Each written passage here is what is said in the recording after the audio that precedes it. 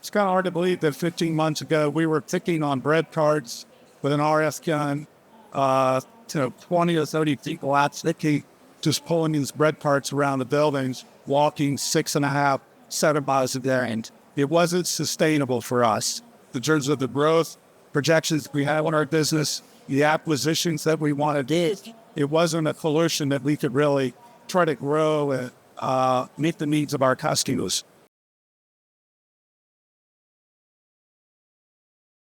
So we started to look at solutions, and being that we're a ground-up site, we were looking at an AMR solution. We looked at a number of providers, and I think we absolutely made the right decision aligning with Ocado. And I think it's a lot of what you see here, because we wanted the partnership about the new solutions that are coming.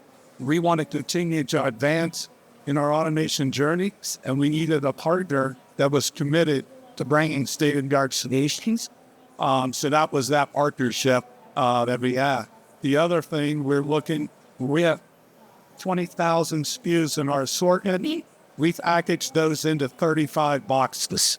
We would ship a lot of air to our customers, or we would try to clamp things into cartons to get them things. And again, it wasn't a solution that was sustainable. We look at our corrugated costs, our dunnage costs, and also the dimensional weight charges.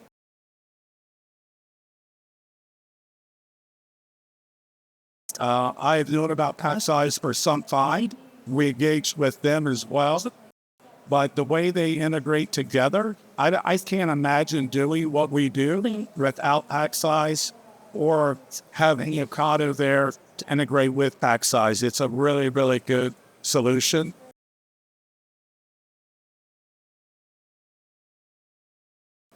Yeah, I think when we look at the Chubb solution, just the manner in which it's designed, I think it fit well with our operation in terms of the number of boxes we could put on there, the size of the boxes that we could put on there, and then certainly the user interface with the Ocado solution. I mean, if I could go out and pick well above rate, but then 10 or 15 minutes, it's very easy to bring new employees into our operation. And it's also pretty welcoming because the user interface will interact with the user in their native language. I think that's one of the things that's helped us in terms of our employee retention and part of our culture. It shows that we care, and we want to put, the solutions out there that makes their job easier.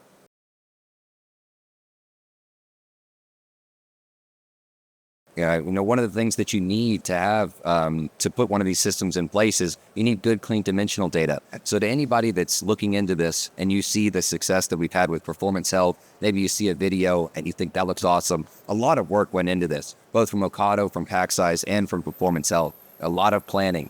All right, so, and I think the important thing, though, is, yes, we brought a great ROI to the table. I think it's been good for the business. But when you look at what it's done for the quality of life for your people and your facility, it's been incredible.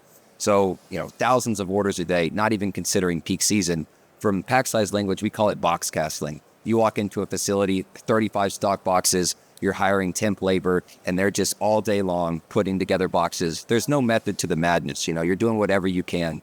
When you come in with Packsize, it's just the right size boxes are coming out on demand, and it allows, Ocado to go out and actually do the pick path optimization, get those benefits. But I mean, the headcount reduction, I think, was large. And now for the people that work in the Packsize department, when they have ownership of an awesome piece of equipment and really get to have a good time and enjoy that.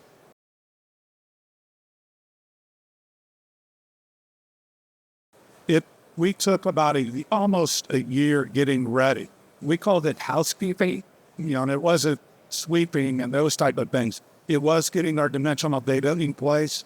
Ours was not good, but we didn't have the need necessarily to have correct dimensions at the time. So it was critical for us to do that. We had Cuba scans running full time at the building, getting all that data. So that was really critical for us. And we also had to clean up our replenishment process, the cleanliness of our aisles. Not that they were dirty. It's a lot of times we would overstock a location, drop a pallet in the aisle, well, that's not drilling. It's compatible, but Chuck doesn't like it, slows it down, has to maneuver around. So we really had to get much more efficient on our replenishment because we did not have FIFO went out the door, and we let Ocado manage all of our SLAs, which means I can have an order drop at 11 o'clock. By 11:05, it is out on a truck getting picked.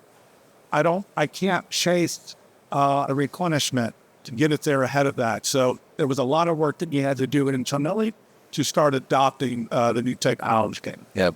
Freddie, you're leading it to why I continue to be a member of this amazing team at Ocado Intelligent Automation. We're operators. We understand the solutions that need to be put together to get those outcomes.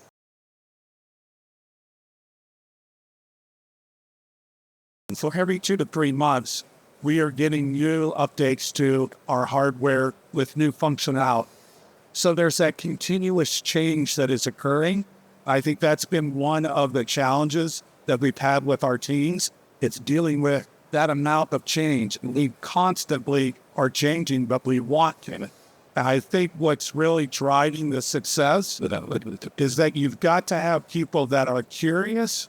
You've got to have people that have imagination. Like we have it in our building, but Ocado brings that with them.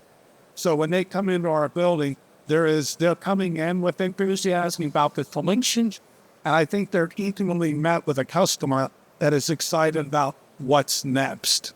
And I think that's really what's driven for both Packsize as well. That's what's really helped us. We have great partners that want to see it move forward and see us successful in that implementation. But a critical piece as to where we are and what are we looking to do next. That is the reason we did partner with Ocado. It is the R&D that's going on, the new solutions that are being shown here today. We have a lot of interest in order. We've been kind of barking pretty loud about trying to get that into our facility as soon as possible. We have a lot of phone case distribution that goes on, and that's a great solution for us. And then we're still looking at what's beyond that. We are looking at the grid and how that could be integrated into our operation. We are looking to the technology that's going to take us for the next 7 to 10 years. And we see that as a great solution to be able to continue to expand, to have far more capacity than we need, but it can grow to meet that. And we love the footprint that it sits in into our facility and how it should grow. So we're really excited about what we're seeing. Of course, the robotic arms as well. We saw some new technology that you guys were working on yesterday around that arms. We love being part of that journey because we want to see us continue to look to automation and solutions to drive our business forward. And ultimately, it's impacting our customers.